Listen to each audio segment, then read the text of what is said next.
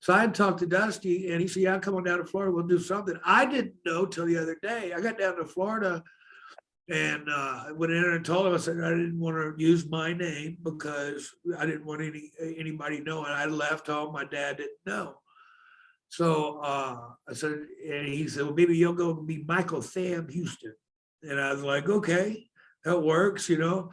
Uh, but I was showing up at I had my bag, everything, you know, and I didn't get, you know, wasn't having any luck. And then finally, I guess I heard the other day that it was J.J. Dillon that told Dusty, "Hey, the kid's always here. He's got his stuff. Give the kid a break." And my dad had given Dusty his big break. Dusty was getting ready to retire the business in 1969, and he was coming through Dallas, his last deal, and he was going to put my dad over in the sportatorium. And Dad felt him when he was in the ring with him. He knew he had something, and Dad changed the finish and put him over right in the middle of the sportatorium. And Fritz knew exactly what was going on. And Fritz was a good guy too, as far as knowing what, you know, and that's what gave Dusty his big break. So it sort of turned. Dusty gave me my big break. Now, my first match was against Charlie Cook in Tampa, Florida, which I was born in Tampa, Florida, which was kind of cool. So the birthplace of Michael Smith is also the birthplace of Sam Houston. This is for Eddie Graham, correct?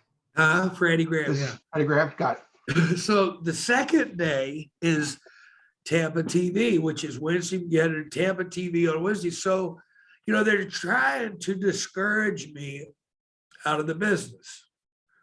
You know, I'm a 19-year-old kid. So I go up to Dusty, it's a TV taping. I see him working against Joe LeDuc. I know in my mind I'm not going over, you know. Right. Sure. But I want to know from Dusty, because I learned the business from a business part kind of first before the work. You know what I mean? I learned it backwards. So I wanted to find out what Dusty wanted. He said, "Baby, go out." He said, "Always be remembered." He said, "I want you to arm drag him." And I said, "Okay." So we lock up. The first thing I do, and Joe LeDuc ain't no little, you know, he was a big stout. I arm dragged it. He had no idea I was going to do that.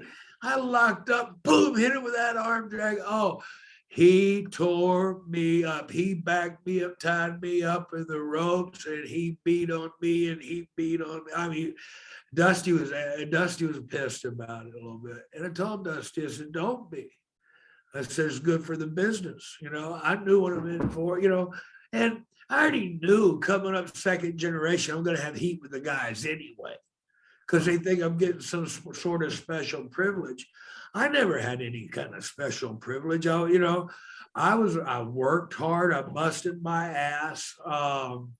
It was just fluke things. The people felt my work, and they got behind me, and they believed in me more than the promotion did.